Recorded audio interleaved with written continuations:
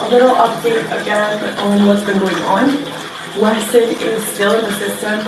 I scheduled his circumcision, and Xavier's mother showed up 2 hours late, and we had to cancel it. So he still hasn't had his surgery. We have maintained every visit. We have done every service. I just woke up and getting ready for a visit. I wake up at 6 a.m. because it takes us 2 to 3 hours each way to commute to these visits. So I'm awake. I worked until 10:30 or 11 last night. On Friday and Saturday, I worked till midnight, and then I get up at 5 or 6 a.m. I began cooking. So for today, I served Weston some mac and cheese, some diced peaches, and some go-go squeeze. He loves these. And then his little cup with a bottle of water. He's really great at drinking water and eating. He just turned a year old, so we see him 3 times a week.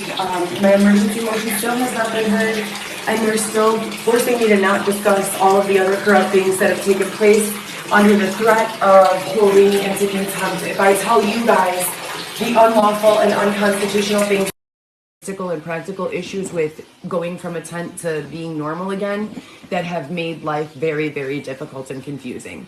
So we're trying our best to repair that, and his father is, allowing him to keep his bedroom there.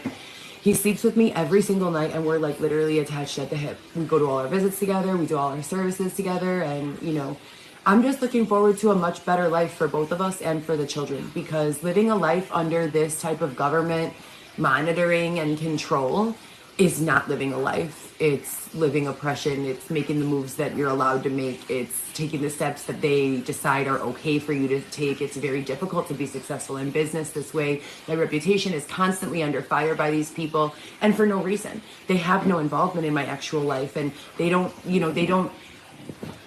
really have any argument.